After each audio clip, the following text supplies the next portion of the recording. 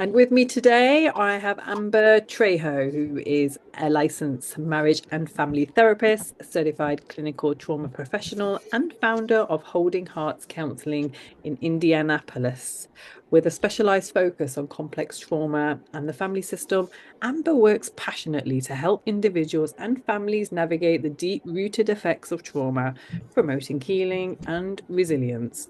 As a wife and mom of three energetic boys, Amber is on a personal journey of breaking generational cycles of trauma and creating a legacy of love, safety, and emotional connection. So, welcome to the show, Amber. It's such an honor to have you here to talk about such an important topic. Thank you so much for having me. I'm really excited to talk with you about this. Something I Oh, feel really passionate about. oh, absolutely. And again, we were discussing that the impacts of trauma on parenting just isn't widely discussed. And I just feel like, it's something that just gets left aside. And then, so many issues can arise during motherhood or fatherhood. And no one really like understands that it's probably rooted from the, childhood trauma that the parent obviously struggled. So yeah, I just think it's fantastic that you're out there now raising the awareness on this. And it would be great for you to start by sharing a little bit about your own journey with healing and childhood trauma and how that actually shaped your own path in life. Absolutely. So growing up, I had a lot of adverse childhood experiences, and so lots of things that happened that were very traumatic for me as a little girl. And so I feel like in some ways I was born to do this work. I just didn't know it until like a few years ago, that this was my calling and this is what I was supposed to do. But lots of experience in my childhood where there was just deeply, deeply traumatic things that happened, and abandonment wounds and attachment injuries. And they led me to really this path of a lot of destruction as I got older, and a lot of disassociation through using substances, or just kind of like even, things like just not being motivated, just feeling really in a when I would work with clients, I use the nervous system a lot. Like in polyvagal theory, they talk about dorsal vagal shutdown. So that kind of just like, there's no hope. There's nothing that I can do about my situation. And so because I felt so hopeless, I really just, like I said, just was on this path of destruction for myself.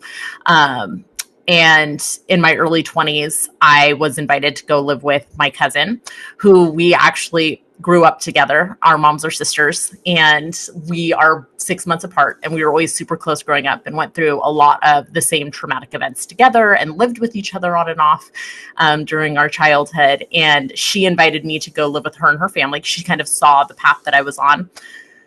And so I decided to go. And that really changed everything for the course of my life. So once I was away from my childhood home and the place where I grew up, where all of those traumatizing things happened, and then the relationships that really caused a lot of that trauma, I started for the first time to heal and to feel hopeful again. And in that place, I experienced a really healthy family system. My cousin and her husband had children, and I experienced for the first time just what a healthy family system kind of looked like and felt like, and what it felt like in the environment, to have a home to come home to. And so that was really, really nice and really healing for me. And I met my husband there, and then we got married. And I felt like, had been on this path of healing, and I felt like I was really past my trauma, and I had worked towards forgiveness, which I felt like was really important. And once I got married and I was living with my husband, a lot of those attachment wounds and a lot of what I now realize were trauma responses were coming up for me in the relationship with my husband. And then continued kind of as I became a mom, I started having these trauma responses, which I now know are trauma responses. And I didn't really understand anything about it. And so I ended up going back to school for psychology. and then getting my degree in marriage and family therapy, and then going on to specialize in trauma. And what I realized were all of these things were really my trauma coming back up, in these really close attachment experiences that I hadn't had previously, except for my childhood. So like we have our family system, family of origin, and then we go into our next relationships or we become parents, and those attachments are so strong that they often trigger those initial attachments, and we find ourselves in these patterns that we don't understand. Interesting. Yeah. So how do you think that becoming a mom actually influenced your understanding of and your approach to breaking generational cycles of abuse? Oh, good question. In so many ways, in so very many ways. But I think what really hit me after becoming a parent was that I thought I had moved past so many things, and I thought I had said, this I would never do to my child what my parent did to me. Like, I will never have the rage that I felt from my mother. I will never be physically abusive to my child. I will never have a poor relationship with my spouse where there's lots of fighting going on and things like that. And so I had already kind of known in my heart, like, I don't want these things for my children, for my family life, for my family system. And yet I still found these things coming up inside of me that were very problematic, and that left unchecked could definitely 100% lead to those things happening for my own children. So then I kind of realized, like, oh, it's not as easy as just saying, I don't want this for my kids. There's lots of other things that you have to figure out. Like, why does this come up in me? What is being triggered? What's happening for me when I'm feeling overwhelmed and stressed and rageful, And so that's what really was a catalyst for me to want more understanding. And I couldn't find anything about it. So I found myself, like, before, when I was pregnant, I wasn't working. And I was in this position where I had all of this time. So I, had my pregnancy journal, and I read all the what to expect when expecting. And I read all of these books about, like, how to be a good parent, but none of them really explained, like, hey, sometimes the stuff that happens to us in our own childhood makes it really hard to attach to our children or to attach to our spouse, right? So I wish that I would have had those tools when I first became a parent. Wow, that is very interesting. And what I'm thinking about is, obviously we talk about triggers. I just feel like so many people still probably don't understand what triggers they might even have. I mean, from your own experience, what are the common triggers that could come up in relationships, for those who have suffered from trauma? Yeah. So I talked about this recently. Something that I didn't realize was just loving and caring about something so much in and of itself is a trigger. And oftentimes I think people who have healthy, safe attachments in childhood, they don't understand that. Like, what do you mean? You care about something a lot. Isn't that a beautiful thing? You love something a lot. That's amazing. That's awesome. But for children who grew up where the things that we loved were taken away from us really suddenly, and without any understanding as to why, or the things that we loved hurt us, the people that we loved hurt us, it's incredibly triggering and incredibly scary to care about something again and to love something so much, because we really kind of build these walls around our heart that, we're not going to let anybody in.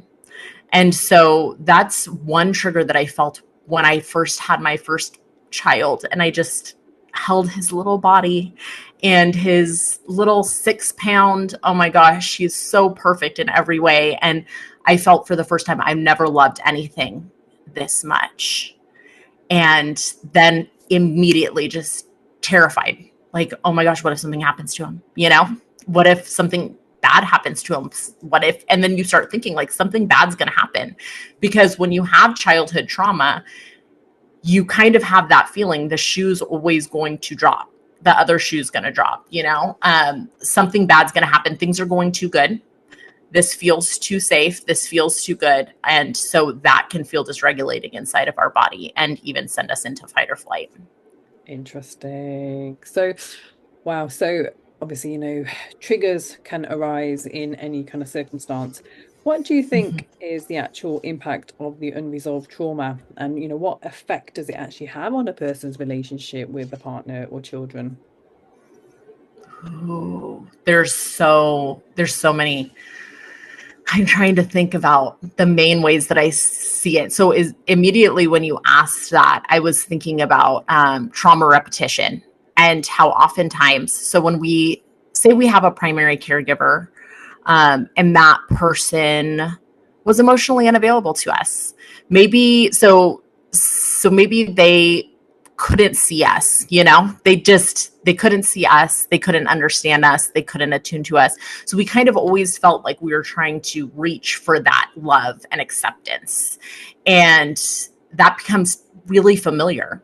So then we go out and we get into a relationship, and what we're doing is we end up trying to find somebody who, or not even trying to find somebody, it really just happens, right? Because we feel like this feels familiar. This feels like chemistry, right? I'm really attracted to this person and I can't understand why, but this person is actually exhibiting a lot of the same traits that primary caregiver had.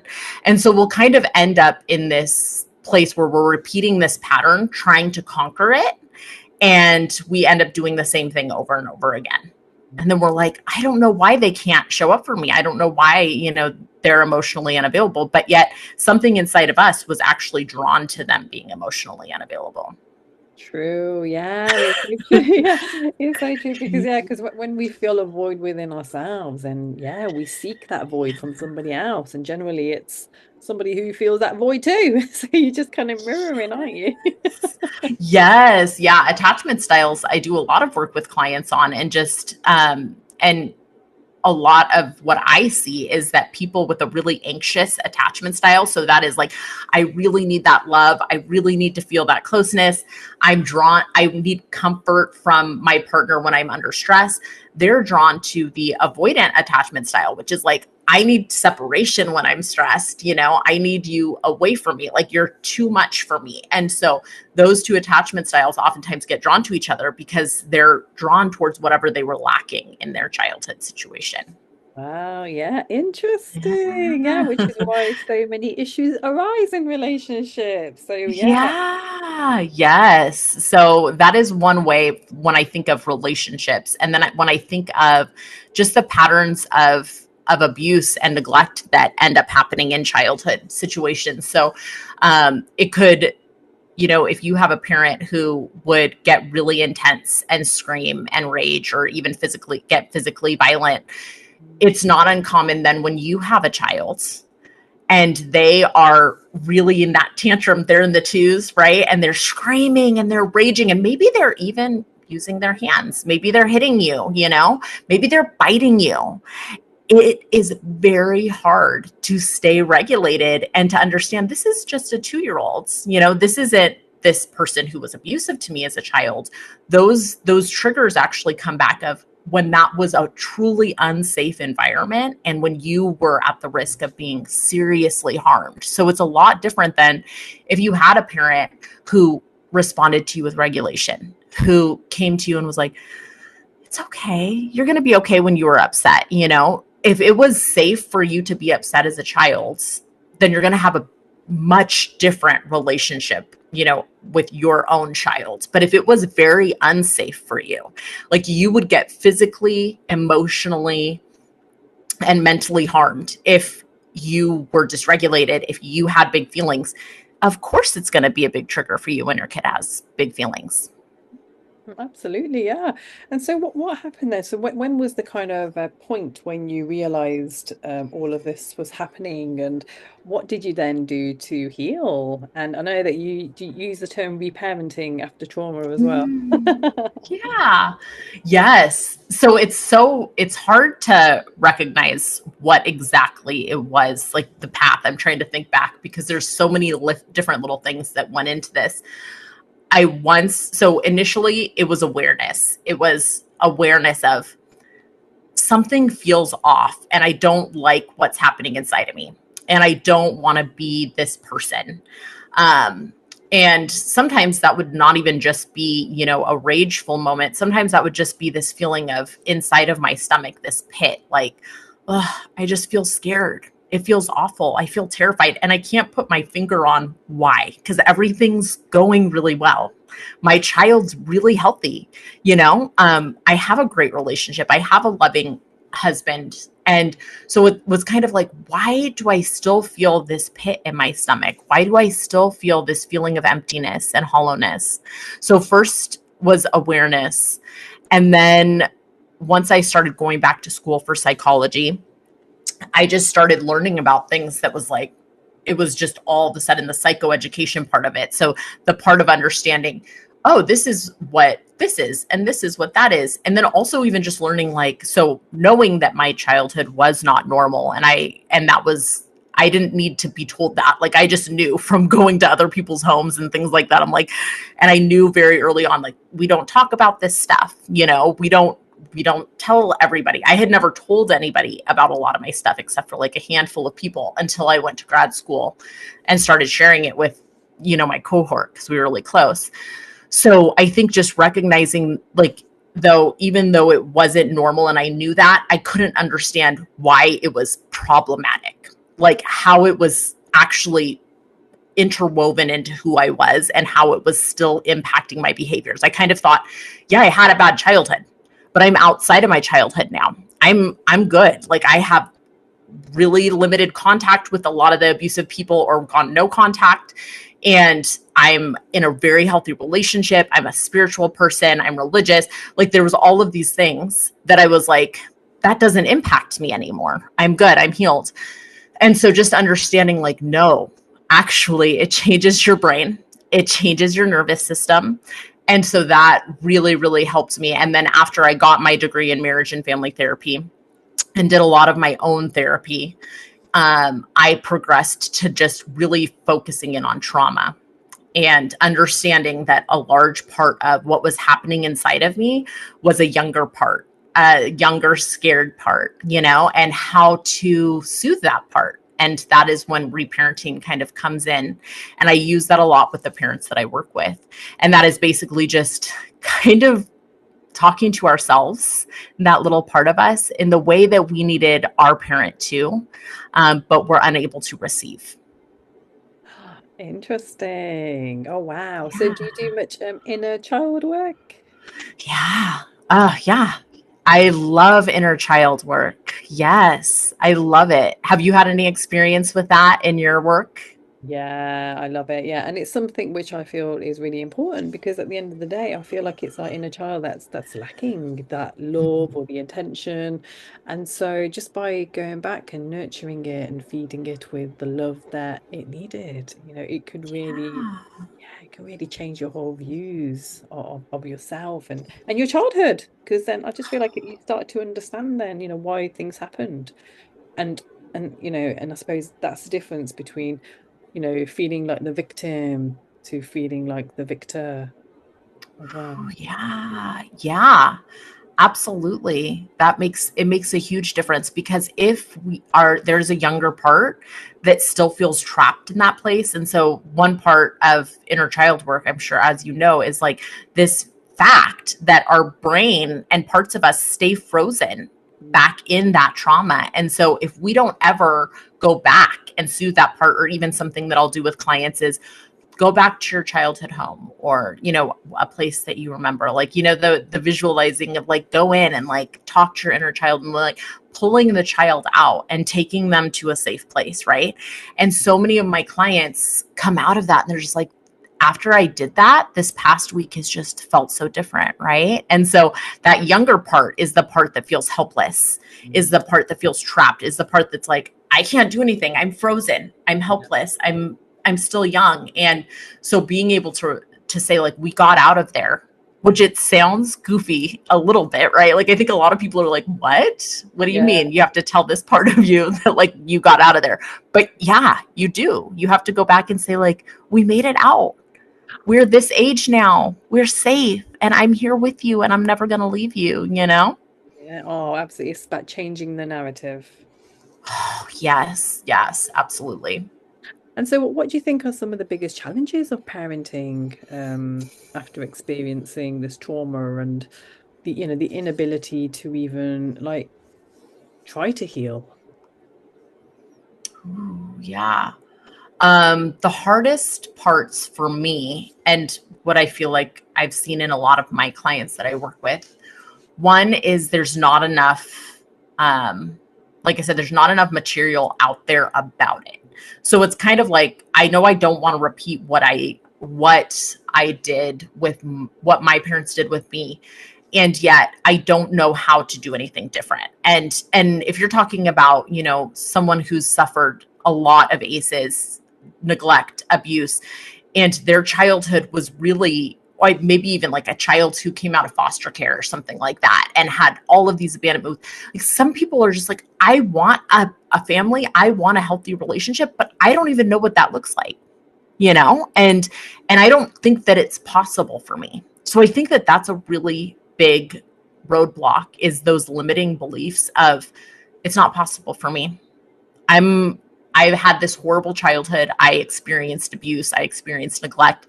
And so things like that don't happen for me. And that's kind of going back to that like victim place, right? It's like, I can't get out of what I know. This is my lot. This is what I've been given. And there's no chance in changing that? And I was stuck in that place for like years. I just was like, I guess I'm just going to not have any of the dreams that I thought that I wanted because they're not possible for someone like me. So yeah, yeah. Oh my God, yeah. It's such a familiar feeling. Likewise, many, many years I felt the same. I just felt like I was in this darkness and that was it, no way out, and that, I was just waiting to die. 100%. Yeah, Yeah. sad. Yeah. So obviously, we're here to inspire. How can parents identify and actually interrupt these generational cycles of trauma in their own families? Yes. So something I do with clients, and this is not something that I would say do on your own. Okay. But this was a big start for me. And I did it in grad school, but you can do it with a therapist. So I would definitely first say outside support, right? So you are starting from scratch. And so who's somebody that you admire? Who's somebody that you look up to, right? And kind of being able to get the support wherever it is. Like right now, I just started talking with a financial advisor because I was still in this place where I'm almost 40 years old and I have a great career and everything, but I still don't know how to manage my money, right? And so that's another place of like the generational trauma, is because like we come from poorer a lot of people come from generational wealth as well, and there's still trauma, but a lot of people who grow up in poor households where their parents are living paycheck to paycheck, they just never learn how to manage money in a good way. And so it becomes that pattern that then is passed down generation to generation to generation. And so for me, I was like, I feel like I want to change my financial habits, but I keep getting stuck in this same pattern over and over and over again. And so reaching out to somebody, I'm going to reach out to a financial advisor who knows about this and who can sit and walk me through it and like give me guidance. And so I think that that's a really big piece of it, is you need outside support. In fact, that might be the most important thing. Just if you can join, it can be scary, but if you can join like an online community of people who have been through similar things, or like a mom's group, or I would say a mom's group, though, specifically for maybe trauma survivors, which I know is kind of hard to find.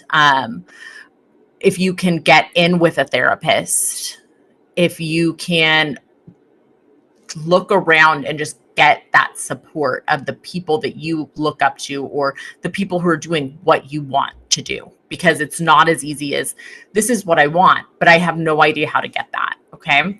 So I would say that is a big one. And then going in and doing your own healing work.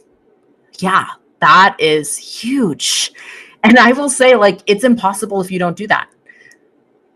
100%. Oh my goodness. Honestly, the amount of issues that I see daily and hear of, and I just think, "Oh, if you don't do the work, then you're not going to heal. You got to do the Yeah.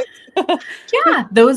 You'll keep repeating those same patterns, and it might not look exactly the way that you had it, right? It might look different, but you're going to be living out of the wound. Yes, exactly. And it's just things like, smoking, drinking, people might rely on drugs a lot, and they don't Mm-hmm. think it's anything bad. They just think it's just a habit. But I just think, yeah, but the fact that you're so heavily reliant on it just says something else to me. It's not just a habit, it's something a bit deeper than that. What happened to you in your childhood? Absolutely. I just think that, yeah, Yeah. so many people, they still aren't seeing the link, and it's just huge.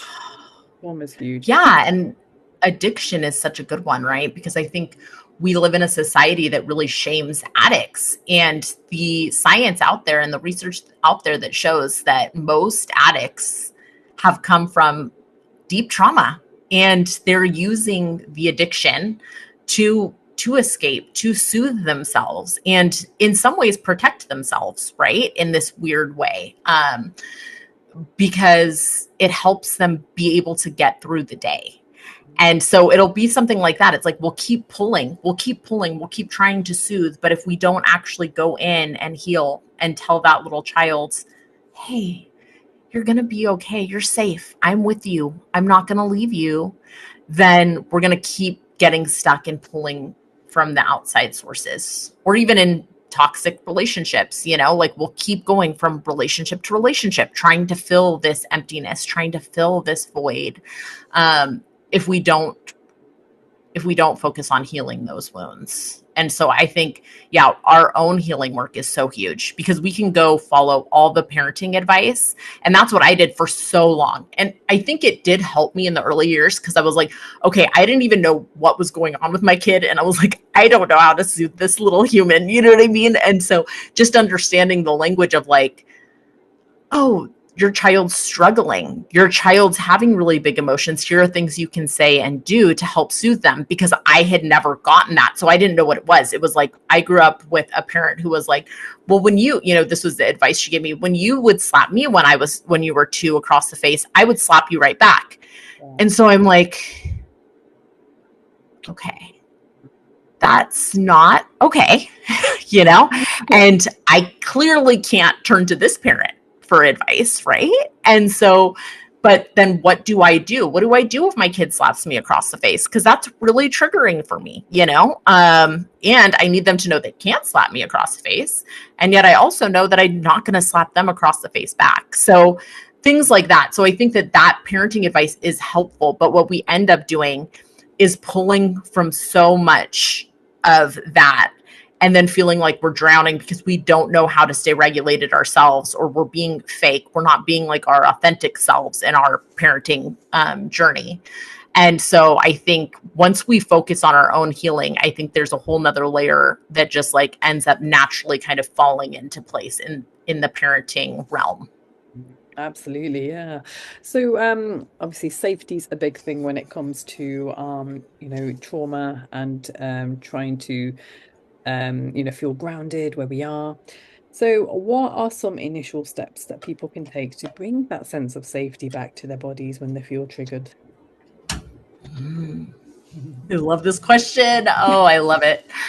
I'm also and I'm sure you kind of understand this too. I'm just thinking about all of the different ways, and then wanting to think of if I was somebody who was a brand new parent, and I had never even been to therapy, or I had never thought about the trauma piece or anything, what would be the easiest way? What would I really need to know? Because if somebody ends up listening to your podcast right now and they don't have access to a therapist, and I think it is becoming a little bit more popular right now to talk about these things. So that's awesome, because I think there's a lot more content around it. But just simple ways first of all, I would start with recognizing, and this can be really hard as a trauma survivor, and even scary. So if you feel unsafe doing this, I would recommend not doing it without the guidance of a therapist. But if you feel like you can, then I would recommend tuning into what is happening in your body. So your kid's screaming, your kid is crying, and you are trying to soothe that child, but you can't get it to stop. What's happening inside your body? Turn into the physical sensations. Like, do you feel like tense? Do you feel like you want to hurt something? Do you feel like you want to scream? What's happening inside of your body? And so just then you're going to start to recognize when you are in that fight or flight. And what we know about when we're in fight or flight and our body feels unsafe is that we're not making logical decisions, right? And so where I think a lot of the parenting advice doesn't match with this is that parenting advice will tell you, don't leave your child when they're having a meltdown. Don't leave the room, stay with your child, be their calm, be their regulation, which in an ideal world, yes, parents should be able to co-regulate with their child and calm them down. But if you are a trauma survivor and your body feels unsafe and there's that threat of life or death, right? Because that's really what it feels like. It's not just like, oh, my child's having a freak out moment right now. It's like, I could be seriously harmed right now. Yeah. What you need to do is maybe explain to your child if they're an infant, you can set them down in their crib, right? And just pull away, just go out of the room and take a couple deep breaths, maybe scream, maybe go into your bedroom. Because I would also say like releasing that energy is really important. Scream, relax, maybe put your hand over your heart and just say, I'm saying relax. And that's kind of like invalidating because it's not that easy to relax, but maybe put your hand over your heart and just say, hey, you're safe. Use your name. I use my name a lot too. Like, Amber, you're safe. Amber, your child's struggling. Yeah. They're having a hard moment. Oh, you can get through this. You're safe, right? And maybe even bilateral tapping, like the back and forth, just maybe rocking your body. Rocking my body's a big one for me. Like, I love to just sway back and forth and just take a couple minutes, right? Until you feel I'm grounded. Like, maybe rub something, rub the chair that you're in, feel something, rub your jeans, take a couple deep breaths. And once you feel, okay, I can go back in, then you go back in. And so I do recommend that for parents who are trauma survivors and who have gone through abuse and neglect, because I think it is impossible to stay calm if there is constant screaming, right? And then go back in. And something that always kind of soothes my body, and I know soothes a lot of parents, is going in to your child and just like feeling their hand. I'm right here with you, right? So maybe if they're the child that like wants an embrace or a hug or a snuggle, that would always calm my body down right away. My child, and a lot of times my firstborn, he just wanted me to hold him and snuggle him, but I didn't know that at first. So I would just be like, go to your room if he's, screaming and yelling. And then he would feel detached from me and start throwing more of a fit and screaming and yelling. Once I would go to him and I'd be like, what do you need? He's just like, I just need you to snuggle me. And so he was the one that would like snuggle me, and I would snuggle him, and then my body would immediately decompress. He's not a threat. Yeah. He's this little child. And so sometimes children don't want that. And sometimes they're kind of like, stay away from me. And that's okay too, right? But it's about if you can connect and hold that child, or just like hold their hand, recognize how little they are, how small they are. They're just that innocent little child that falls asleep at night and closes their eyes. It just looks so peaceful, So just recognizing that and bringing your body back to that present moment. This is my child. I'm safe. Yeah, they're having a hard time. It's okay if they cry. Even saying like they're allowed to cry. They're allowed to be upset. So I think that all of those were really helpful for me in just reminding myself that like I'm not in immediate danger and I'm safe. Beautiful, yeah. Oh, wow. That's fantastic. I love that. And it's just about bringing yourself to a sense of calm and the present moment because, a lot of the anxiety and triggers that we get, it's all, related to past events and, Yeah, worrying about the future as well. So, yeah, I just feel like, trying to get to the present moment is vital. So thinking about absolutely. attachments as well. So how can one work on developing healthy attachments as an adult, if they may have experienced some insecure attachments growing up? Yes, great question. So going back to healing those initial attachment wounds. So recognizing what they were, you know, a lot of people I think don't even understand that there was attachment injuries in their life. For me, my dad left when I was young. My dad left when I was 8 years old.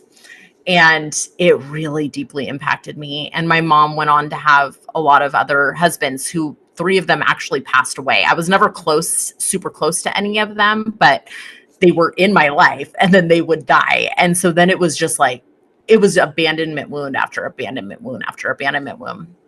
And what I began to realize was that I was really attracted to and drawn to and felt a lot of chemistry with the bad boy. So I was always really like interested in somebody, one, who I couldn't have that felt unavailable to me, two, that was going to treat me horribly. Like I had the hugest crush on Eminem when I was younger. Do you know who Eminem is? Oh You do. yeah, Of course yeah. you do. Legend, yeah. He's still super hot. I mean, Yeah, yeah. but back in the day where he's like rapping about like murdering his wife and Yeah, stuff, I'm like, that's so hot, buddy. Like, you know, gangster. exactly. So I always loved the bad boy. Like, and I love it because my husband's the opposite. My husband's like such a good guy and he's such a rule follower and stuff. Like he's like, the sign said don't bring in beverages into this area. And I'm just like, oh, please give me a break, you know? So he's totally different. And I love that about him. But when I tell him about the guys that I used to date, he laughs so hard. Like I'm always like, I had a thing for underground rappers too. I get it. I get it. Yeah. Do you get where I'm coming from? Yeah. Yes. So I was drawn to this people that did not treat women well. You know what I mean? People, yeah. Yeah. Yeah, like so that kind of goes back to, is this helping you get what you want? Like what I want is a happy family that's, together and, a husband who takes care of me and who loves me. But what I'm attracted to is, Eminem. That's what I'm working with.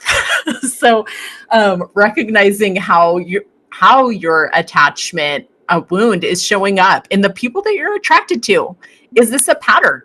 Okay, like, is this the person? Something else that also really helped me was like, is this the person that you could see yourself with going through the rest of your life? Like having children with, if you decide to have children, and could you be with this person for forever? And I think there was always this part of me that always felt like no one will ever genuinely love me, which is a really common characteristic in people with attachment wounds. And my attachment style is actually something called disorganized attachment. And so that is where it's anxious and avoidant. You kind of get both. Like you want somebody really bad until you kind of have them. And then you're like, I want nothing to do with you. So it was always a push-pull in relationships. But I didn't even know what that was until way later on in life, And so I think look up your attachment style. There's tons of quizzes you can do. Find that out first. What is your attachment style? And if you're pulling from an insecure attachment and you're more anxious attached or you're more avoidant attached and you're drawn to these partners that aren't actually beneficial for you or they're not good relationships, maybe they're trauma bonds that you're ending up in, then that's a big sign like, okay, I need to do more work. I need to maybe even pause on relationships for a little while. I did that. And before I met my husband, I was like, you know what? I'm not going to date anybody. And I didn't date anybody for like 5 or 6 years. And then I met my husband and I was like, wow, this is totally different than anybody I've ever been with. And I knew he was the right one for me right away. Just because of his gentle spirit, which was so different than like so different from my normal type, you know? So yeah, so I think working on the attachment wounds, figuring out what your attachment style is, and then healing some of that attachment wound is so crucial. Yeah, 100%. Yeah, absolutely. And I think you're right in the fact that it's always good to kind of trace back your life and just think about the types of partners that you've been drawn to. I mean, it's very common as childhood trauma survivors that, we will be attracted to, the abusers because that's what we're used to. And so, I know with a lot of people, and in my case as well, it took 3 decades for me to even understand the patterns. So all that hurt, you're just adding the layers of trauma on, and there's just so much more to heal as well. So yeah, it's just Oh my goodness. Yes. Yes. I always tell my clients, because I work with a lot of young adults, who I'm always like, man, you're so young and you're already learning about this stuff, like, don't worry about it. Like, you're good. Like, you're going to find your person. You're going to, you're going to be okay. Because I had no clue what was happening. I was just like living out of a trauma response for so many years, And so it is good that all of that information is out here now, and that therapy is becoming so popular, because I think people are starting a lot younger, like recognizing those patterns and then being like, I want this to shift, but I don't know how to shift it. so true. Yeah. Oh, wow. So in terms of like resources and like personal practices, which have been like particularly valuable for you in your healing journey? And I think a big one here is it's the kind of reconnection again with your body, because we obviously detach from our body, don't we, when we're traumatized. So is there anything that's helped you to actually bring you back aligned to your body? Yeah, I shared this on a podcast. I think it was one of the first podcasts I was ever on, about yoga. And so I have heard conflicting things about that. Some trauma survivors, it's very hard to do yoga. And even just somebody who's like me, who in my yoga class, I tested have you do this test of like your different energy levels and stuff. I'm like a Raja, I think is what it's called. And so I'm very high energy, and I'm always like, oh my goodness, I'm at Enneagram 8 and wing 7. And so I'm just always like super high intensity. And so slowing down for me was really, really hard. Like I'd be like, this is an hour and 15 minutes, like what's going on?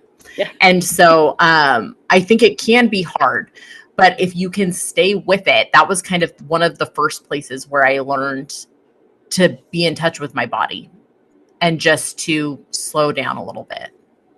Oh, And yoga. recognize that you can listen to your body, Yeah, absolutely. Yeah, yoga's good. I know there's so many somatic practices like, Tai Chi. I know some people love that. And like for me, it's been the gym. The gym's a really good practice. Yeah. Just lifting weight. Yes. Because Oh my goodness. Yes. Yeah. you're connecting with your body, Absolutely. aren't you? Whilst you're, exercising. Yeah. Absolutely. Yeah. Just tuning into your body and being able to say, like, I'm going to nourish my body today. I'm going to go to the gym. And that is a big one for me too. I feel like I've been consistent with working out for a long time now. And if I go multiple days without working out, I find my body getting really heightened again. And I find my anxiety coming up a lot. And I find myself even like turning towards a lot more of those like unhealthy coping mechanisms, like when I'm not. So I do think that, yeah, working out has been a big one for me as well. And I love tapping. So I'm an EMDR therapist. And once I learned about bilateral stimulation and the grounding of that, I could never do, and I might be able to down the road, but I'm not like a long meditation person. I can't really do that.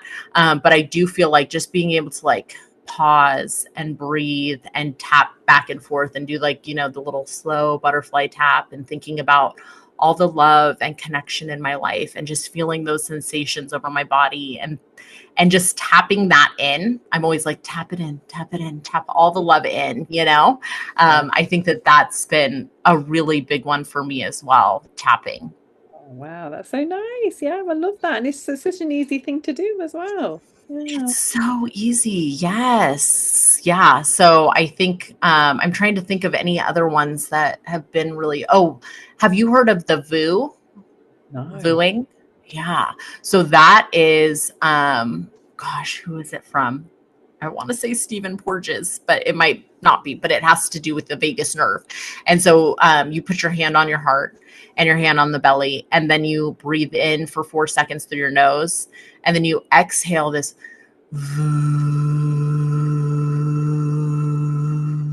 for as long as that voo kind of comes out, and you just focus on the vibration in your throat, and it really relaxes your body. Can imagine, yeah. So vibrations. Yeah, I The guess it's similar vibrations. to like the Om that we do in yoga. Or Yes. Yeah. Yeah. It really is relaxing. And even when I was doing yoga a lot, that Om and like going for so long, something about that felt really relaxing, you know? yeah, exactly. Yeah, yeah. Oh, fantastic. Oh my God, so many techniques. I love it. Thank So you so many. much. So, So, yeah. so where can everyone find you? Yeah. So my website is www.theintegrativetraumatherapist.com.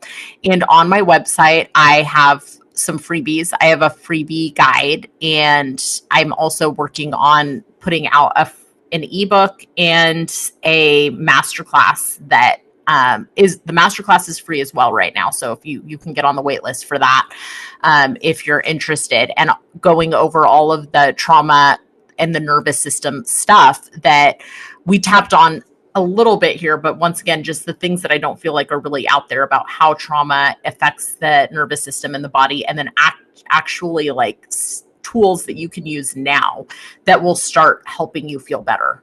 And so a big one is people talk about therapy all the time, but therapy is not something that's always super accessible to people. And so I feel like these tools that I've put out there are things that people can, and that other people, I mean, lots of people are talking about the nervous system and stuff now too. Any freebies you can get about how to bring safety to your body, that's a great place to start. Like, you don't have to dig through your trauma, and you don't have to process through all of that. You don't have to go to years of psychotherapy. You can start helping your body feel safe now with very simple exercises, with very simple rituals.